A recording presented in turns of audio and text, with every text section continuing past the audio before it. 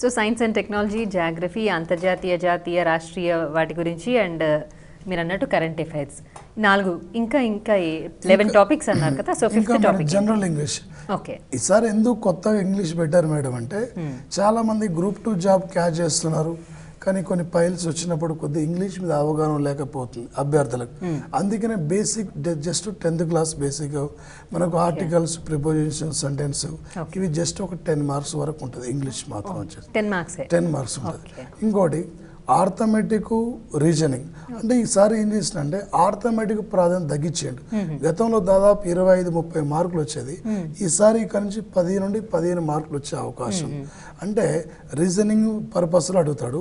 అంటే వచ్చేసి అక్కడ మొత్తం ఒక అవగాహనతో అభ్యర్థి మనసు ఇక్కడ మెదడుకు అంటే పదును పెట్టే విధంగా ఆ విధంగా వెళ్ళిపోతాడు. ఇంకో టాపిక్ వచ్చేసి మేడం అంటే పర్యావరణ అంశాలు, జాతి విపత్తు. అంటే పర్యావరణ అంశాలు, జాతి విపత్తు అంటే ఇక్కడ ప్రజెంట్లీ పర్యావరణ పరంగా తెలంగాణ సమస్యలేంటి, జాతీయ స్థాయిలో పర్యావరణ సమస్యలేంటి, అంతర్జాతీయ స్థాయిలో పర్యావరణ సమస్యలేంటి. ఉదాహరణకు అంటే వచ్చేసి మనకి ఇప్పుడు రేపు 2015కు అంతర్జాతీయ పర్యావరణ సమావేశాలు ఎక్కడ జరగబోతున్నాయి. దాంతోపాటు జాతి విపత్తు పరంగా 2015 సంవత్సరం ఏప్రిల్ 25 నాడు నేపాల్లో ఎంత శాతం భూకంప తీవ్రత నమోదైంది? 7.9. ఇవి జాతి విపత్తులు. మొన్న కోస్తాంధ్రలో వచ్చిన ఉదూదు తుఫాను ప్రభావం, ఉదూ తుఫాను గాలులు కానీ, దానితో పాటు వచ్చిన మొన్న రీసెంట్ నేపాల్లో భూకంప ప్రమాదం కానీ, జమ్మూ కాశ్మీర్లో వరదల ప్రభావం కానీ, ఇదంతా కూడా జాతి విపత్తుకు సంబంధించిన యొక్క అంశాలు ఉంటాయి. దాంతోపాటు భారతదేశం చరిత్ర, సంస్కృతి ఈ యొక్క టాపిక్ ఉంటుంది. అంటే మన ఇండియన్ హిస్టరీ యొక్క అంటే భారతదేశానికి వచ్చిన యొక్క అంటే మన సింధు నాగరికత కానుంచి 1947 వరకు ఉన్న యొక్క సంఘటనల గురించి అడిగే అవకాశం ఉంటుంది. మన యొక్క నాగరికత ఎలా ఉంది అప్పట్లో, మనం ఏ విధంగా ముందుకెళ్ళేది, అప్పటికిప్పటికి సమాజంగా తేడైంది, ఆ టైపులో అడుగుతారు. దాంట్లో కూడా స్పెషలైజ్డ్గా మళ్ళీ తెలంగాణకు సంబంధించిన అంశాలని పిక్ చేసుకొని చదువుకోవాలి అంటారా? అంటే ఆల్రెడీ మనకు తెలంగాణ గురించి ఇచ్చిన టాపిక్స్ ఇచ్చినాడు. తెలంగాణ ఉద్యమ చరిత్ర ఇచ్చాడు. తెలంగాణ ఉద్యమ చరిత్ర ఏంది? 2001 కానుంచి అంటే తెలంగాణ ఉద్యమం చాలా కేసీఆర్ టీఆర్ఎస్ పార్టీ ఏర్పడినప్పటి నుంచి స్టార్ట్ అయింది. అప్పటి వరకు 2001 నుండి 2015 మొన్న ఎలక్షన్ జరిగిన వరకు చూసుకోవచ్చు అక్కడ. అందులో అంటే ఈ జేఎస్ అందులో తెలంగాణ చాలా మంది సపరేట్ ఫోర్త్ పేపర్ కూడా పెట్టినాడు. ఉద్యమ చరిత్ర పైనే ప్రత్యేక పేపర్ పెట్టాడు ఇందులో. దాంతో పాటు ఇందులో చాలా మంది అభ్యర్థులు కన్ఫ్యూజ్ అవుతున్నారు. ఉద్యమ చరిత్ర అంటే ఏముంటుంది అంటే టీఆర్ఎస్ అంటే తెలంగాణ ఏర్పాటులో వివిధ పాత్ర పోషించిన పార్టీల గురించి కానీ, తెలంగాణ ఏర్పాటు కోసం ఏర్పడిన పార్టీలు కానీ, తెలంగాణ ఉద్యమంలో పాల్గొనే ప్రముఖ నాయకులు కానీ, ప్రముఖ కవులు, కళాకారులు, న్యాయవాదులు, జేఏసీలు, ఇవన్నీ తెలంగాణపై వేసిన కమిటీలు కానీ. మొత్తం 11 టాపిక్స్లో మీరు దాదాపు 6-7 టాపిక్స్ వరకు చెప్పేశారు కదా.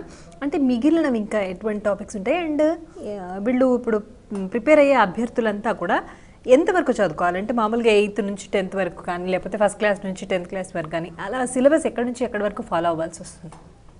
మేడం దాదాపు వచ్చేసి 8th అంటే 8th, 9th, 10th జిఎస్ పరంగా, సైన్స్ పరంగా ఈ లెవెల్ చదివేదంటే డిగ్రీ ఆ స్థాయికి, పీజీ స్థాయికి అంత అవసరం లేదు. దాదాపు ఒక 8th క్లాస్ కంచి దాదాపు మనకు 10th ఇంటర్మీడియట్ వరకు అయింది. దాదాపు జనరల్ సైన్స్ తగ్గింది ప్రాధాన్యత. ఇంగ్లీషు 10th క్లాస్ బేసిక్ అని అడిగిండు. ఆర్థమెటిక్, రీజనింగ్ అది 10th క్లాస్ మనకు ఇంటర్మీడియట్ బేసిక్ లెవెల్ అడుగుతాడు. దాంతోపాటు తెలంగాణ ఉద్యమం పైన జరిగిన యొక్క సంఘటనలపై అడుగుతుంటాడు. దాంతోపాటు వచ్చి పర్యావరణ అంశాలు. పర్యావరణం అంటే ఆల్రెడీ 10th క్లాస్లో ఉంది, ఇంటర్మీడియట్లో కూడా ఉంది. ఆ యొక్క అంశాలు చూసుకుంటే సరిపోద్ది. మేజర్గా మేడం జిఎస్లో అభ్యర్థులు కీలకమైన అంశం ఏంటంటే జిఎస్లో కరెంట్ అఫైర్స్ 2 టాపిక్స్ ఇచ్చినాడు.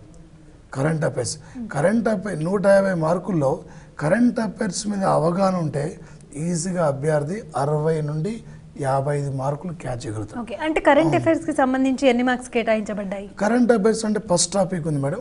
అంటే మొత్తం వచ్చేసి అక్కడ 11 టాపిక్స్. 11 టాపిక్స్లో ఒక్కొక్క టాపిక్ వచ్చేసి అక్కడ మనం 10 మార్క్స్ తీసుకున్నా ఇంకా మనకి ఎంత ఉంటుంది అక్కడ 40 మార్క్స్. ఆ 40 మార్క్స్లో వచ్చేసి అక్కడ మళ్ళీ దాదాపు అంటే ఇట్లా దాదాపు కరెంట్ అఫైర్స్కు 2 టాపిక్స్ కలిసి అంటే నా ఎక్స్పీరియన్స్ ప్రకారం 30 మార్కులు ఉంటాయి మేడం. ఓకే 30 మార్కులు. ఈ కరెంట్ అఫైర్స్ సెకండ్ టాపిక్లో అంతర్జాతీయ జాతీయ రాష్ట్ర స్థాయిల అంశాలు. అంటే అంతర్జాతీయ స్థాయిలో ఏ విధంగా ఉంటాయి, అంతర్జాతీయ స్థాయిలో క్రీడలు, ఒలింపిక్స్ గేమ్స్, ఏషియన్ గేమ్స్ కానీ, recently Sania Mirza tennis titles కానీ, దాంతోపాటు వచ్చేసి మనకి ఇవి ఒక అంతర్జాతీయ లెవెల్ ఇక్కడ నుంచి ఉంటాయి మనకు మేజర్గా. అంటే రేపు 2015కు అంటే 2016కు ఒలింపిక్స్ ఎక్కడ జరగబోతుంది, ఒలింపిక్స్లో ఎన్ని క్రీడా అంశాలు ఉంటాయి, నెక్స్ట్ వరల్డ్ కప్ ఫుట్బాల్ ఎక్కడ జరగబోతుంది, రేపు మాపు మనకు మన భారత క్రికెట్ కౌన్సిల్గా మనోహర్ శశాంక్ ఎన్నిక కాబోతుండు. ఆయన ఏ స్టేటు, ఈ మధ్య జగన్మోహన్ దాలిమే చనిపోయాడు భారత క్రికెట్ కౌన్సిల్ అధ్యక్షుడు. రీసెంట్లీ సానియా మిర్జా చాలా విజయాలు వస్తున్నాయి, ఆమెకు వస్తున్న టైటిల్స్ కానీ వాటి మీద అంటే అవగాహన ఉండాలి. ఈ మధ్యనే బీజింగ్లో అంతర్జాతీయ అథ్లెటిక్స్ టోర్నమెంట్ జరిగింది. ఆ టోర్నమెంట్లో హుస్సేన్ బోల్ట్ ఎన్ని మినీ సెకండ్లలో 100 మీటర్ల పరుగు పందెంలో స్వర్ణం సాధించండు. ఆయనకి ఎన్ని స్వర్ణాలు వచ్చినాయి. ఒక క్రీడలు తీసుకున్నప్పుడు ఈ క్రీడలు ఎక్కడ నిర్వహించారు మొట్టమొదటిసారిగా అంటే అది జీకే బిట్ అయిపోద్ది. ఆల్రెడీ మెన్షన్ చేసిండు కరెంట్ అఫైర్స్ పరంగా ఉంటుందని చెప్పిండు. కాబట్టి ఈ క్రీడలు ఎక్కడ జరగబోతున్నాయి, ఇందులో ఇండియా పాత్ర ఏంటి, ఇండియాకి ఎన్ని టైటిల్స్ వచ్చినాయి, నెక్స్ట్ ఇది ఎక్కడ జరుగుతుంది, ఇది ఎన్నో టోర్నమెంటు, అక్కడ మనకి ఎన్ని పథకాలు వచ్చినాయి, ఈ టైపులో క్రీడల మీద అవగాహన. ఇప్పుడు మీరు చెప్తుందాన్ని బట్టి చూస్తుంటే డైలీ పేపర్ కనుక క్షుణ్ణంగా చదివితే వాళ్ళకి మంచి మార్క్స్ వచ్చే ఛాన్సెస్ ఎక్కువగా ఉన్నాయి. డైలీ పేపర్ చూడాలి మేడం. పేపర్ చూసినప్పుడు పేపర్లో అంతర్జాతీయ, జాతీయ, రాష్ట్ర స్థాయి, స్థానిక క్రీడా అంశాలు ఉంటాయి. ఒక పేపర్ చూడ ఏదో మెయిన్ హెడ్డింగ్ చూసి ఇక అయిపోయింది కాదు, ఏముంది ఈరోజు పేపర్ బిట్ ఏముంది. ఈరోజు పేపర్లో నిన్న మనకు ఉపగ్రహాల యొక్క విజయం గురించి పేపర్లో అలాంటి ఒక నోట్స్ రాసుకోవాలి. కరెంట్ అఫైర్స్ అనేది 1 ఇయర్ బ్యాక్గ్రౌండ్ ఎగ్జామ్కు 1 ఇయర్ బ్యాక్గ్రౌండ్ మొత్తం ఉండాలి. గతంలో నోటిఫికేషన్ వచ్చినప్పుడే 3 నెలల ముందు కానీ 6 నెలల ముందు కానీ చదువుకునేవాళ్ళు. ప్రజెంట్లీ 1 ఇయర్ పూర్తి మనకు అవగాహన ఉంటేనే కరెంట్ అఫైర్స్ పరంగా బిట్.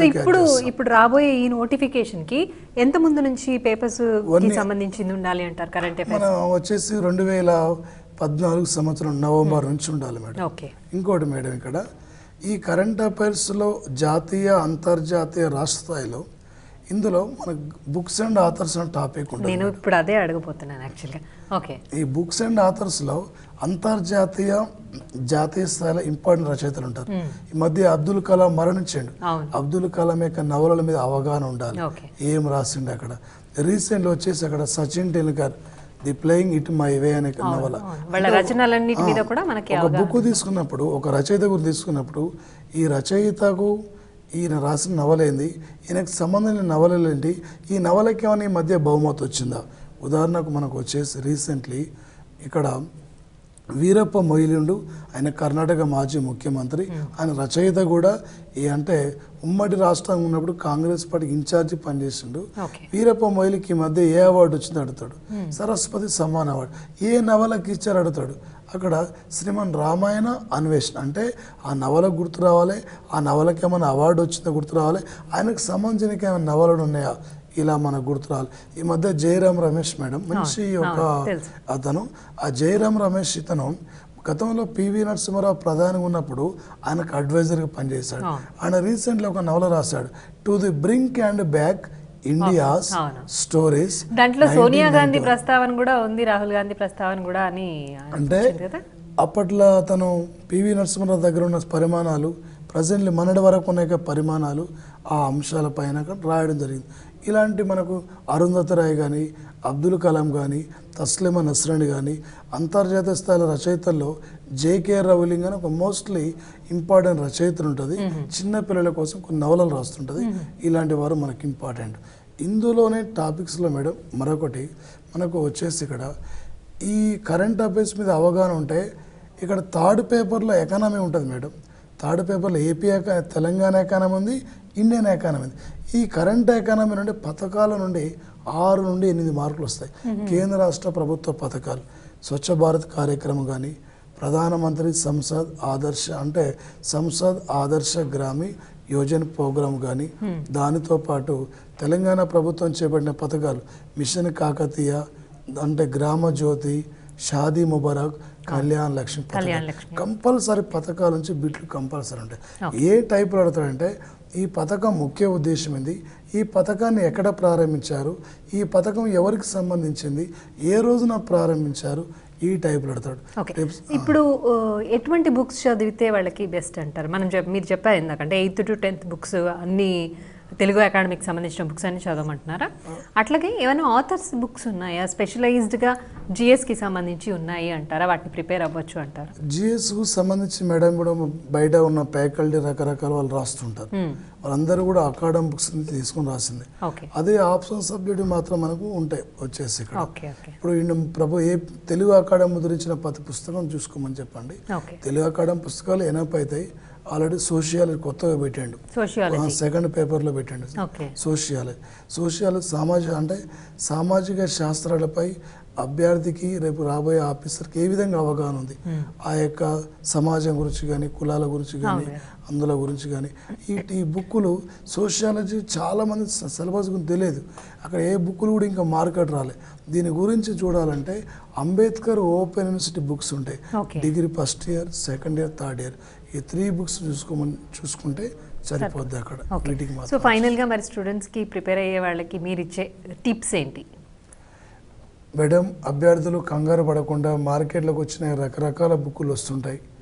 ఆ రకరకాల బుక్కులు కాకుండా ఒక ప్రామాణికమైన నోట్స్ చదువుకొని ఒక ప్లాన్ ప్రకారం వెళ్ళిపోయి చదివేటప్పుడు ఒక చిత్తు పేపర్ దగ్గర పెట్టుకొని అభ్యర్థి ఏ టాపిక్ అయితే చదువుతుండో దాని చిత్తు పేపర్ హెడ్డింగ్ రాసి ఏ అభ్యర్థి చదివేటప్పుడు ఏ బిట్ అయితే గుర్తు రావట్లేదో దాన్ని ఒకసారి అందులో చిత్తు నోట్స్లు రాసుకుంటే ఆ విధంగా ఒక మంచి ప్లాన్ ప్రకారం వెళ్ళిపోతే half an hour geography, half an hour polity, half an hour history కాకుండా 3 hours జాగ్రఫీ.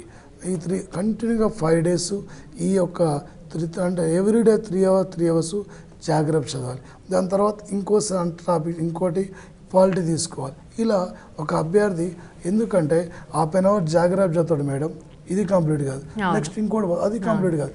ఇప్పుడు వాళ్ళు 3 hours అని పెట్టుకునే బదులు కూడా ఒక టాపిక్ అని కంప్లీట్ చేసుకుంటే బెటర్ ఏమో కదా? అదే మేడం, ఒక టాపిక్ అనేది 1 hourలో అయిపోతుంది మేడం. 3 hours ఒక పర్టికులర్ సబ్జెక్ట్, ఇంకో 3 hours ఇంకో పర్టికులర్ సబ్జెక్ట్. ఇలా రోజుకు మార్నింగ్ 3 టాపిక్స్ అంటే లెసన్స్, మధ్యాహ్నం అట్లా చదువుకోవచ్చు. సో ఏదైనా ఒక టైం టేబుల్ ఫిక్స్ చేసుకుని దాని ప్రకారం ఫాలో అవుతే లేకపోతే కష్టం అవుతుంది మేడం. ఎందుకంటే హాఫ్ అన్ అవర్ చదివి ఏదో పక్కన ఎందుకంటే దాదాపు రేపు 12 లక్షల మంది తెలంగాణలో రాయబోతున్నారు. ఒక్క మార్క్ మీద సేమ్ మార్క్స్ వచ్చిన ఉద్యోగం రాకపోవచ్చు. గతంలో ఇంటర్వ్యూ చేసిన అభ్యర్థికి నాన్-ఎగ్జిక్యూటివ్ పోస్ట్ ఉండేది, ప్రజెంట్ అది తొలగించడం జరిగింది. దాన్ని గ్రూప్ 3 లెక్కన ప్రజెంట్లీ చేయడం జరిగింది. కాబట్టి ఎలాంటి కంగారు పడద్దు. ఇన్ని లక్షల మంది రాసిన నీకు సంబంధం లేదు. రేపు కాబోయే విజేతను ఉండాలి, బాగా హార్డ్ వర్క్ చేయాలి. కష్టపడితే తప్పనిసరిగా ఫలితం అనేది ఉంటుంది. ఒక ప్లాన్ ప్రకారంగా ఒక టైం టేబుల్ ప్రకారం వెళ్ళిపోయి ఎంత చదువుతుందో ముఖ్యం కాదు, దానితో పాటు ఆ పేపర్స్ చదివిన టాపిక్ మీద ఒక అవగాహన ఉండాలి. క్వశ్చన్ ఎట్లా అడుగుతుండు, ఏ రూట్లో వెళ్ళిపోతుండు, ఎంతవరకు అడుగుతుండు, నీకు ఎంతవరకు గుర్తుందో మోడల్ పేపర్స్ బాగా ప్రాక్టీస్ చేయాలి. Okay sir, thank you so much Saidul గారు. మరి జిఎస్కి సంబంధించే కాకుండా అసలు పేపర్స్కి మొత్తం గ్రూప్ ఎగ్జామ్స్కి కాంపిటేటివ్ ఎగ్జామ్స్కి ఏ విధంగా ప్రిపేర్ కావాలో చాలా చక్కగా తెలియజేశారు. Thank you so much. So thank you అండి. సో చూసారు కదండి, మరి గైడ్ కార్యక్రమంలో ఇవాళ జిఎస్ పేపర్ గురించి దాంట్లో ఉన్న టాపిక్స్ గురించి మాట్లాడుకున్నాం. మరి సార్ చెప్పినట్టుగా సైదుల్ గారు చెప్పినట్టుగా ఆ టిప్స్ అన్నీ కూడా ఫాలో కండి. మీరు ఏదైతే చదువుకోవాలి అనుకుంటున్నారో ఆ చదువుకున్న దాన్ని పేపర్ మీద పెడితే బాగా గుర్తుండే అవకాశం ఎక్కువగా ఉంటుంది అని సైదుల్ గారు చెప్తున్నారు. సో ఆ టిప్ని ఫాలో కండి.